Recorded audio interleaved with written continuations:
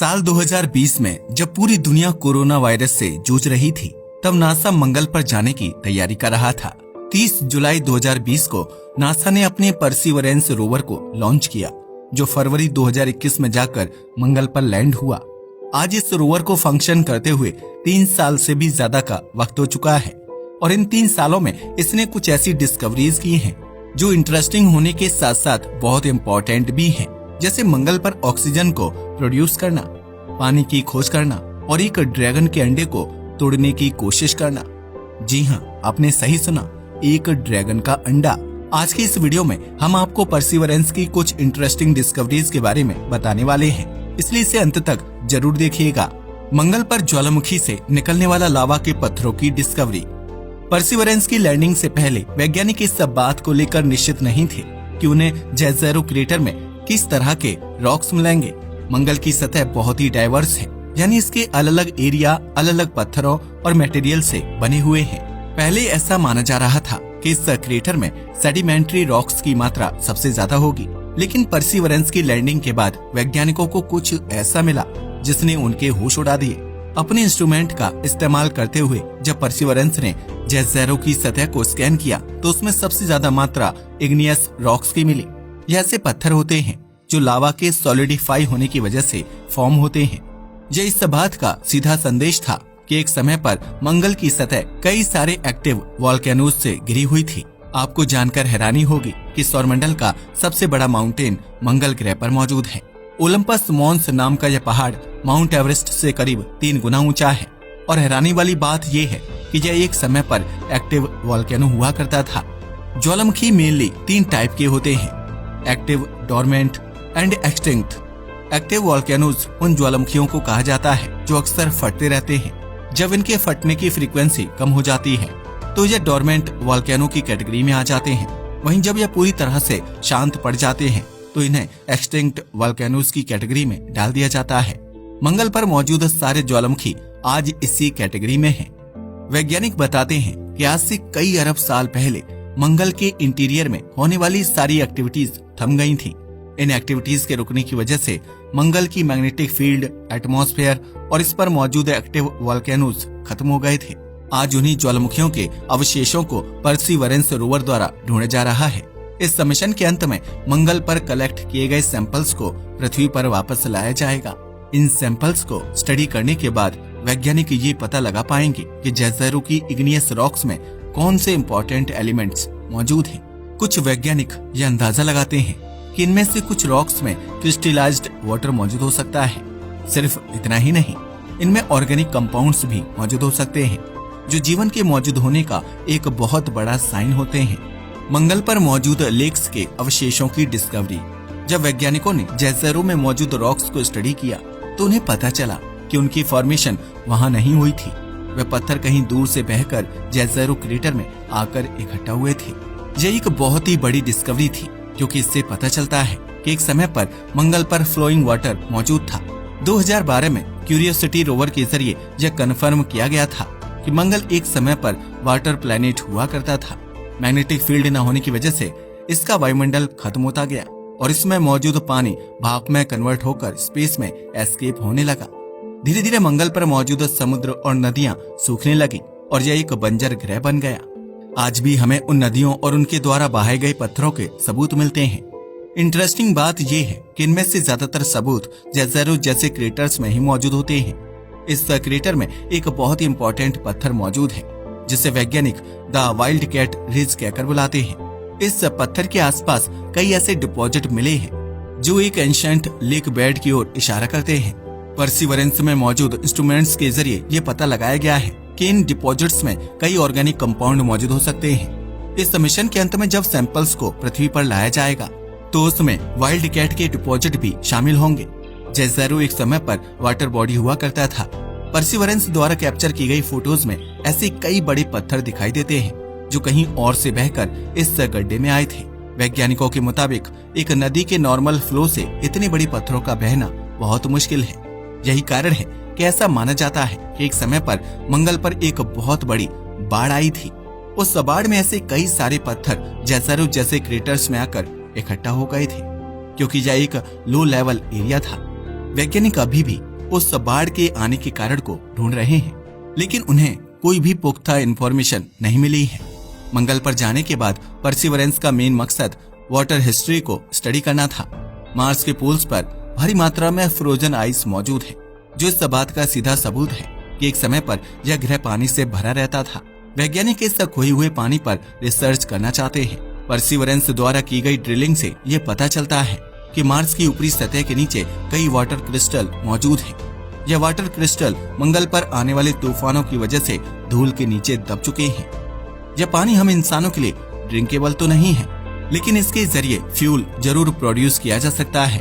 पानी में मौजूद हाइड्रोजन और ऑक्सीजन को अलग अलग करके रॉकेट फ्यूल बनाया जा सकता है। इस प्रोसेस को सबसे पहले चांद पर टेस्ट किया जाएगा।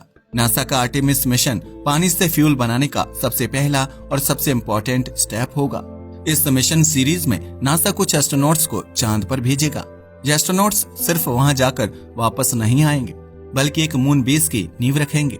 नासा के चीफ साइंटिस्ट्स बताते हैं कि मंगल पर बेस बनाने से पहले हमें एक मून बेस की जरूरत पड़ेगी। चांद हमारी पृथ्वी से मात्र 4 लाख किलोमीटर दूर है और वहां तक पहुंचने की जर्नी में ज्यादा रिसोर्स खर्च नहीं होते हैं। चांद पर बेस बनाते हुए हम कई ऐसी चीजों को सीख सकते हैं जो आगे चलकर एक मार्स बेस बनाने में काम आएंगी। आप आर्टेमिस को मार्स बेस बनाने का टेस्टिंग मिशन समझ सकते हैं। आर्टेमिस में होने वाली गलतियों से सीखकर वैज्ञानिक टेक्नोलॉजी में इम्प्रूवमेंट्स करेंगे ताकि हमें मंगल पर रहने में परेशानी ना हो। मंगल पर ऑक्सीजन को प्रोड्यूस करने का एक्सपेरिमेंट। मार्स का 96% वातावरण एक ऐसी गैस से बना है जो हमारी पृथ्वी के लिए बहुत ही हानिकारक है। हम बात कर रहे हैं कार्बन डाइऑक्साइड की। पिछले 100 सालों में कार्बन डाइऑक्साइड ने पृथ्वी को बहुत नुकसान पहुंचाया है। ऑटोमोबाइल्स और फैक्ट्रीज से निकलने वाली यह गैस पृथ्वी के आसपास एक कवच बना लेती है।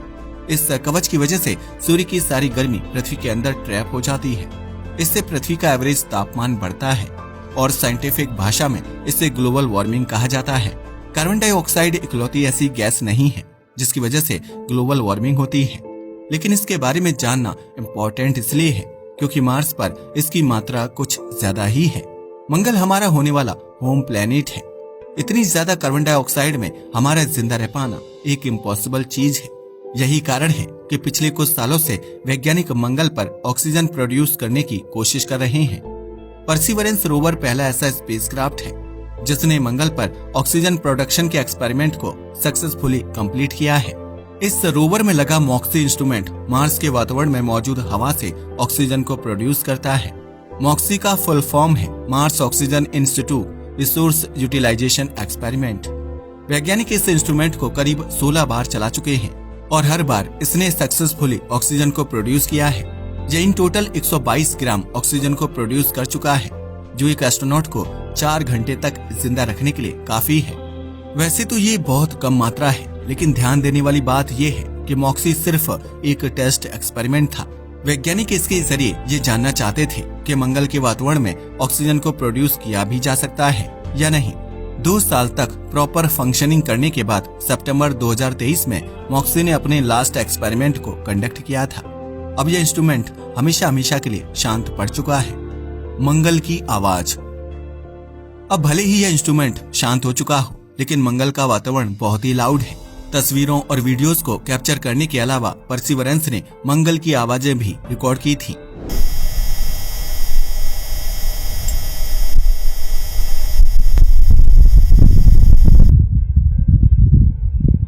यह पहली बार था जब वैज्ञानिकों ने मंगल के अंदर की आवाज को सुना था।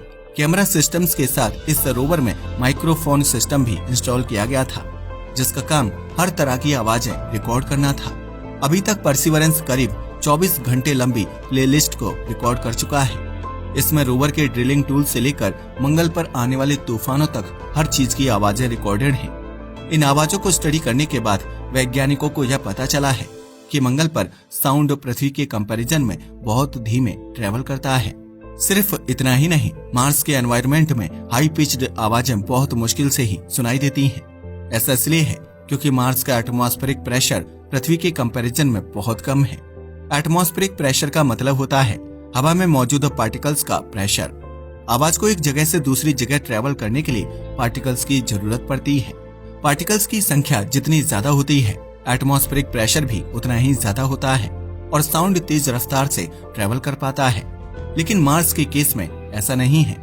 एटमॉस्फेरिक प्रेशर कम होने की वजह से वहाँ साउंड का वॉल्यूम बहुत कम रहता है। नासा के मुताबिक वहाँ चिड़ियों और सीटियों जैसी शार्प आवाजों को सुनना ऑलमोस्ट इम्पॉसिबल होता है। मंगल पर एक ड्रैगन के अंडे की डिस्कवरी। साउंड्स को रिकॉर्ड करने के अलावा परसिवरेंस ने मंगल पर एक बहुत ही इंटरेस्टिंग डिस्कवरी की थी। अगस्त 2023 में जोराबी पॉइंट नाम के एरिया को स्टडी करते हुए इसने एक ऐसी चीज देखी जो आपके भी होश उड़ा देगी। हम बात कर रहे हैं एक ड्रैगन के अंडे की। जैसे कि मैंने आपको पहले ही बताया कि जेज़रो क्रेटर में कई विशाल पत्थर मौजूद हैं। इनमें से ही एक पत्थर को वैज्ञानिक द ड्रैगन्स एग कहकर बुलाते हैं। यह पत्थर एक बड़े से अंडे जैसा दिखाई देता है और वैज्ञानिकों के मुताबिक इसकी सतह बहुत ही स्ट्रॉन्ग है। जब वैज्ञानिकों ने इस पत्थर को ड्रिल करने की कोशिश की थी तो वह मात्र 2.5 सेंटीमीटर की गहराई तक ही जा पाए थे। अगर उस ड्रिलिंग प्रोसेस को कंटिन्यू रखा जाता तो वह मशीन टूट भी सकती थी, जिस वजह से उसे स्टॉप कर दिया गया था। ड्रैगन्स एग के अलावा भी परसिवरेंस कई मिस्टीरियस चीजों को डिस्कवर कर चुका है, लेकिन उनके बारे में हम किसी और वीडियो में चर्चा करेंगे। अगर आप चाहते हैं कि इसका पार्ट 2 बनाया जाए तो हमें कमेंट में पार्ट 2 लिखना ना भूलें। आपको इस रोवर द्वारा कलेक्ट की गई सबसे इम्पोर्टेंट जानकारी कौन सी लगी, हमें नीचे कमेंट करके जरूर बताइएगा। आज के वीडियो के लिए बस इतना ही। वीडियो पसंद आया हो तो इसे लाइक और शेयर करें। धन्यवाद।